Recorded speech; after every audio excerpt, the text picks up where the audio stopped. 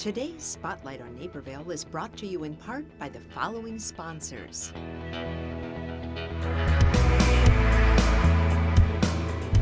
If you're just tuning in, you're watching Spotlight on Naperville. I'm Nancy WIERSUM, and we're going to turn our attention now to the Chicago Sinfonietta. Chicago, but playing out here in Naperville now, and we are so delighted to have you tonight and when you're playing. We have Jim Hirsch, who is Executive Director, so welcome to you, Jim. Thank you. And Robert HOFFLINES is a trombonist. Second trombone. Second trombone with a little bit of Chicago. Gilbert and Sullivan there for you. They're good, good. And Amy RHODES plays bassoon with Chicago Sinfonietta. So welcome to all of you. Thank you. Well, Jim, let's talk a little bit about the history of the Sinfonietta, because you're a little bit different. We are. We were founded in 1987 by one of the real pioneers of classical music, a man by the name of Paul Freeman. Paul was one of the first African Americans to actually win a spot on podiums, and he was the first African American to perform for over 50 orchestras around the world. He came to Chicago in the mid-'80s and founded the Sinfonietta with really two main ideas. Number one, to promote diversity, inclusion in classical music, and to present music in a way that's different than any other orchestra does it. So we've been performing in Chicago for the last 26 years. We've been out here in Naperville for the last 3 years at Wentz Concert Hall, and we have just had a wonderful ride of it. Well, I know everyone loves having you. And Rob, I'm going to ask you, what drew you to the Sinfonietta? Well, I was appointed to the Sinfonietta in 1996. And prior to that, I knew Sinfonietta as a really good per-service orchestra in the Chicago area. Knew a lot of people in it, which is how I got appointed back in those days.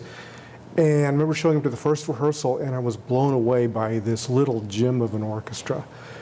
Just such a sweet-sounding little orchestra. And then I learned more about it after I got to know Maestro Freeman and the mission of the orchestra, and which was an added draw for me. I think I really got to believe in what orchestra stood for, and so I've been with it for goodness, I don't know, 1996 to do the math, 17 years. That's a good long run. Yeah, and hopefully many more years too. Yeah, excellent. And Amy, how long have you been playing bassoon and playing with the Sinfonietta?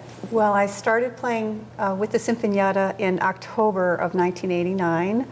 And so I've been in there not as long as it's been in existence, but close to that. And I started playing bassoon over 30 years ago. I've been playing for a while. Great instrument. Thank you. I love it. So rich. And what do you think, you gave us a little peek, but what makes the Sinfonietta stand out? Well, I think that there's two things that really differentiate us from not only other orchestras in the Chicagoland area, but orchestras anywhere. First of all is our diversity and inclusion mission. We really believe that diversity is fundamental to what we believe in, but also for making the most beautiful sound. I mean, if you think about it, you want to have all the voices of the community represented on stage and in the audience, and that's what we do because it's one of our core values. But the other thing that we do that's really different is we present concerts in a way that no other orchestra in the United States is doing. And I'll just give you an example.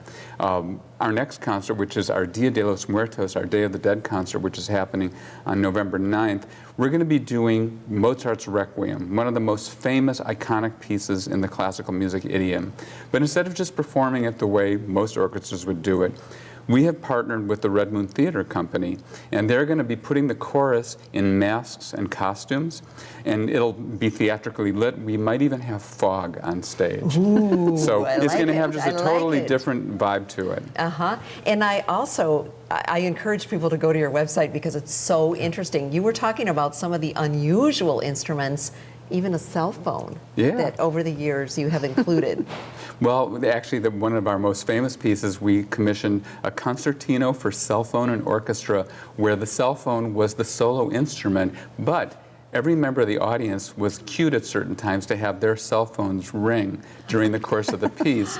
So that was real fun. And I think that, for your audience, what you should know about us is when you come to a Sinfonietta concert, you will hear classical music repertoire performed at the highest level possible, but you will always hear something that you would never expect an orchestra to do. And it's really fun, it's really entertaining, it's accessible, and everybody is welcome. Oh, I love that. Oh, I love that. And so you came out, 3 years ago to the Wens, and we all out here, of course, love the Wens. Now, tell us what that's like to play there. Me? One of you, yeah, or both of you. I was blown away. First time we sat down in this lovely, well-lit auditorium, and the sound is wonderful. Not only in the hall, but on the stage, I could hear the other players in the orchestra a lot better than at several other venues I've played in over the past 40 years.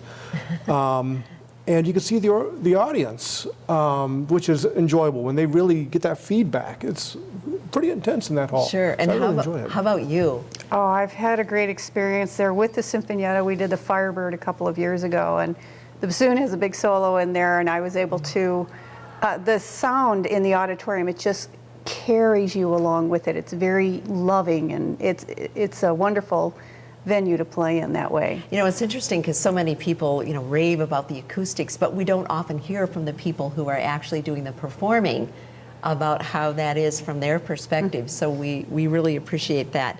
Well, we want to, I don't think did we say the date is Saturday, November 9th at 8 o'clock, Dia de los Muertos. Yep. Concert, Day of the Dead. Yep.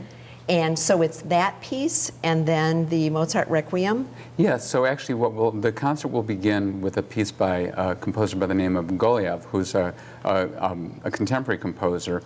And we're doing two pieces from an opera he wrote called Iena de Mar. And it's going to start very atmospheric. It's almost like electronic music a little bit. So the whole vibe in the concert hall is going to be a little spooky, a little Halloween. And then we're going to do the Mozart Requiem, and that'll end the first half of the concert.